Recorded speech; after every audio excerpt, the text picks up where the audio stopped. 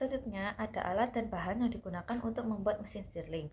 Untuk bahan-bahan yang diperlukan, yang pertama, ada kaleng soda bekas ukuran standar 330 ml sebagai silinder utama. Yang kedua, kaleng soda bekas tambahan untuk diambil potongan sengnya. Yang ketiga, sabut baja atau steel wool. Yang keempat, balon karet tebal atau sarung tangan karet. Yang kelima, kawat jemuran besi atau baja ringan berdiameter 1,5 mm sampai 2 mm. Yang keenam, CD atau DVD bekas atau tutup kaleng bekas. Yang ketujuh, terminal blok. Yang kedelapan, koin bekas atau mur kecil. Yang kesembilan, lilin atau lampu spiritus kecil. Untuk alat-alat yang diperlukan, yang pertama ada gunting seng atau gunting rumput. Yang kedua, cutter atau pisau utilitas. Yang ketiga, paku beton kecil atau bor listrik dengan mata bor ukuran kecil. Yang keempat, tang lancip.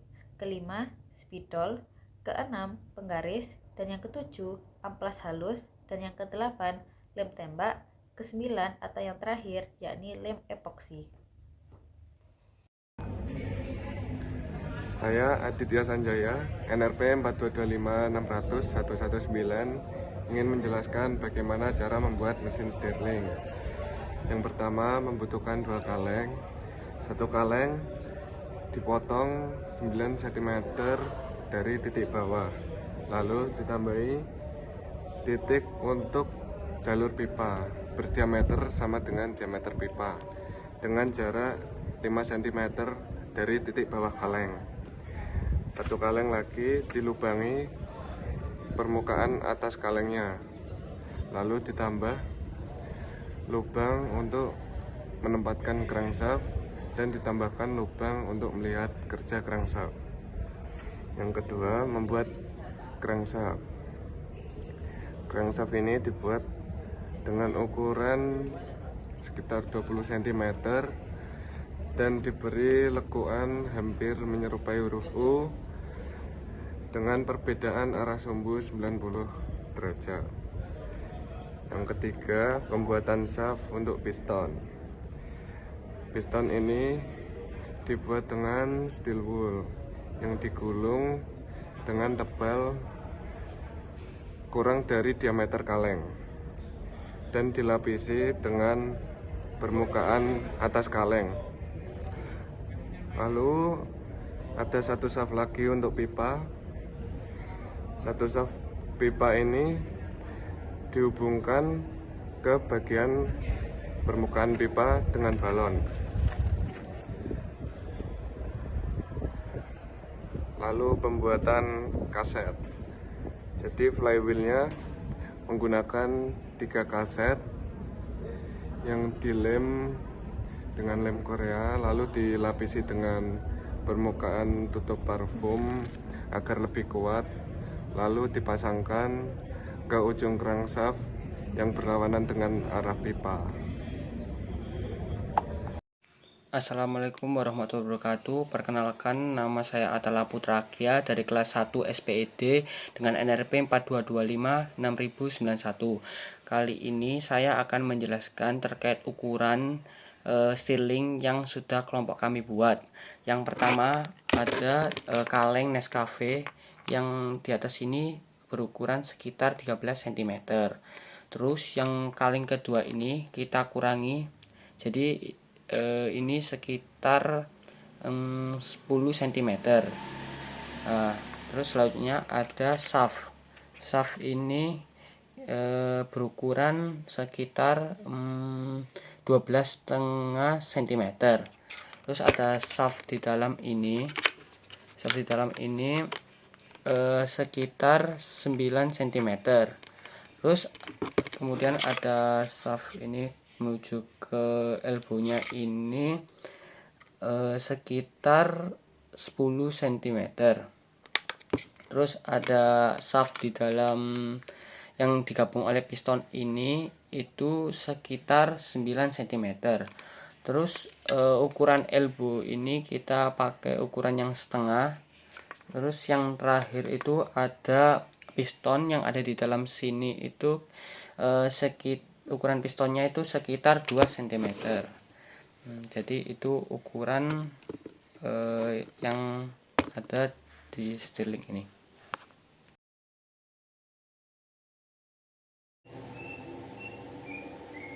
Ya, assalamualaikum warahmatullahi wabarakatuh.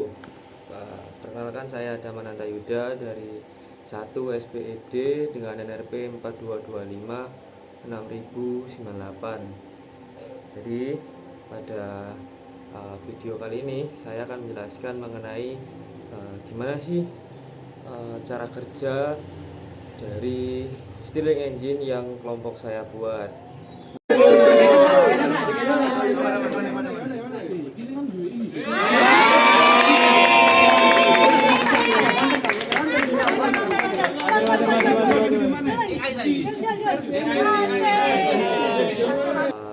Stirling engine yang kelompok kami buat itu bekerja dengan memanfaatkan perbedaan suhu antara bagian panas dan bagian dingin untuk menghasilkan gerakan.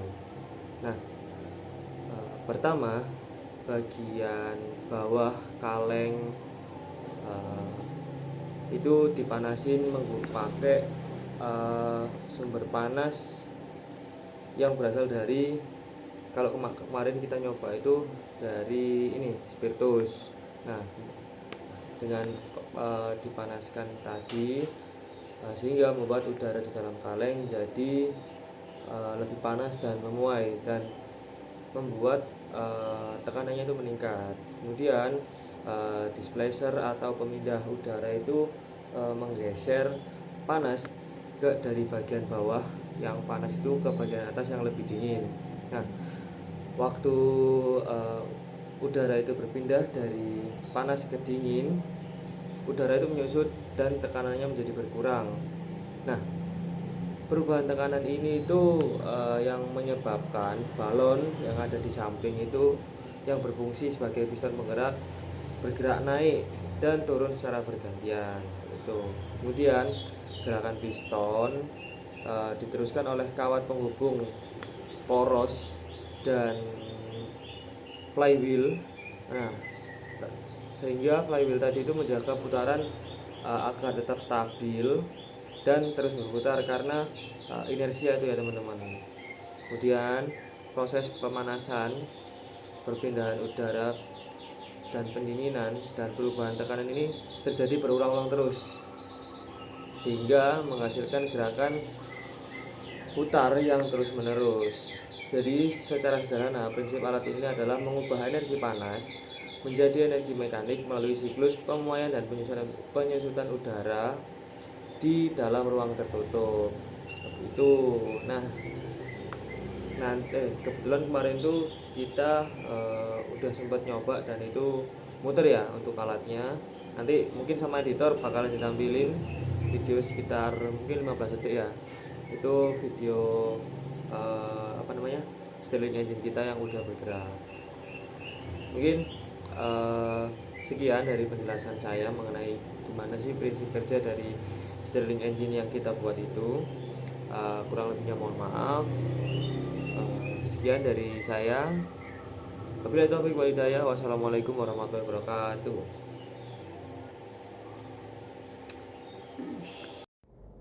Assalamualaikum warahmatullahi wabarakatuh. Saya Rahil Ayu Anggraini. Di sini aku mau ngejelasin not-not apa aja yang harus kita perhatikan saat pembuatan Stirling maupun saat Stirling itu bekerja. Yang pertama itu di bagian shaft. Jadi setelah rekan saya katakan atau jelaskan, ini adalah area shaft. Area shaft sendiri bagian yang sebelah sini atau bagian si DVD dengan si ini harus lurus. Jadi kalau misalnya dia bengkok maka akan menambah beban inersia. Oke. Terus yang kedua kita bisa lihat di sini ini DVD, jangan sampai jarak antara DVD dengan si stick itu terlalu dekat. Kenapa? Karena gini, ini kan kita muter ya. Gitu kan. Nah, ini kan jaraknya jauh. Ini jauh aman. Kalau misalnya saya deketin ya. kita anggap aja ini deket. Jadi si DVD-nya ini itu akan kena si stick waktu muter. Nah, ini nanti menyebabkan inersial, pembahatnya itu apa ya, memperlambat putaran si DVD-nya. Fungsi dari si DVD sendiri itu kan untuk menambah beban ya. Jadi kalau misalnya kalian si DVD-nya itu terlalu mepet sama atau nempel waktu muter nempel si stick, itu bakal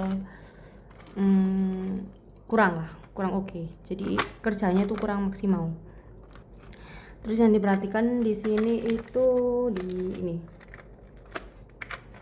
di shaft ini, di sini ini bukan punya saya ya, jadi mohon maaf kalau misalnya berbeda. Jadi yang ini itu harus tegak lurus dengan ini. Oke. Terus yang kedua yang harus diperhatikan setelah shaft, terus ini tegak lurus. Yang ketiga adalah balon. Posisi balon ini sebenarnya ada kaitannya, cuman nggak tahu di mana ya. Anggap aja ini ada kaitannya. Jadi posisi balon jangan sampai terlalu ketat, seenaknya aja.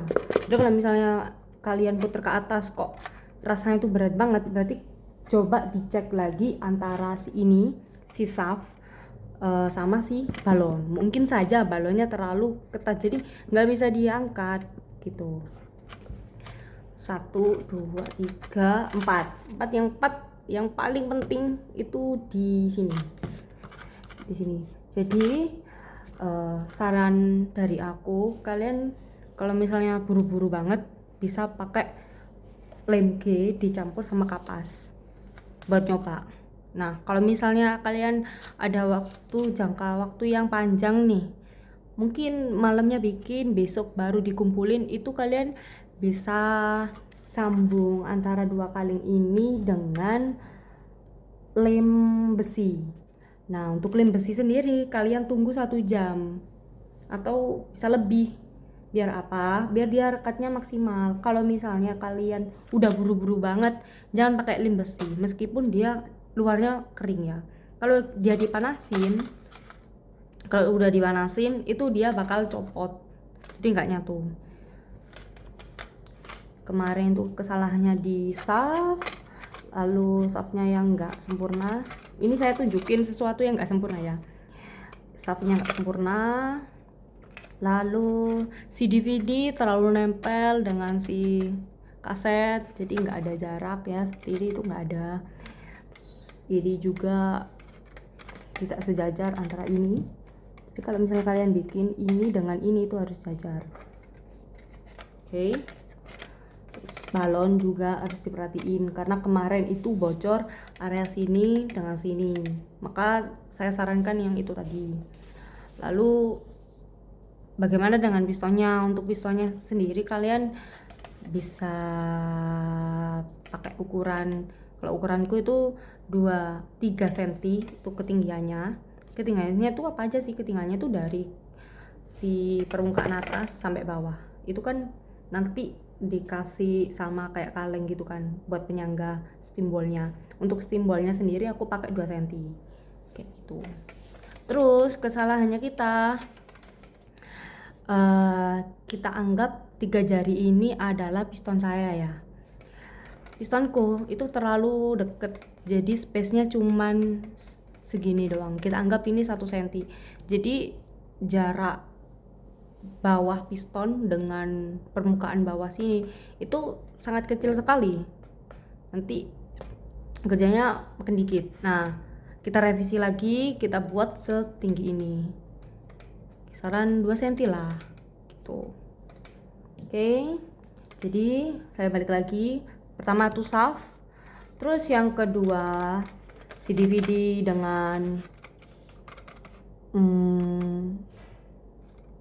stick. Lalu rugi-rugi, ini saya nganggapnya rugi-rugi karena nanti kalian pasti paham kenapa saya nyebut ini rugi-rugi. Terus balon yang ketiga ini sambungannya jangan lupa pakai lem besi. Kalau misalnya nggak buru-buru ya udah pakai lem G. Oke. Terus yang ketiga adalah shaft. Itu adalah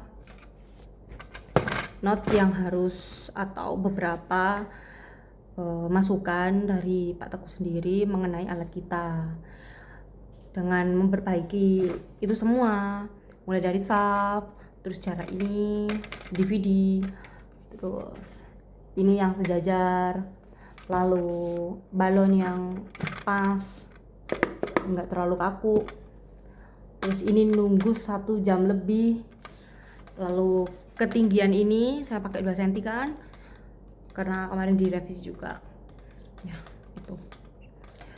Dan pastiin yang area sini tuh steady ya, yang area sini tuh steady, bisa lihat tidak, nah area sini tuh steady. Oke, terima kasih.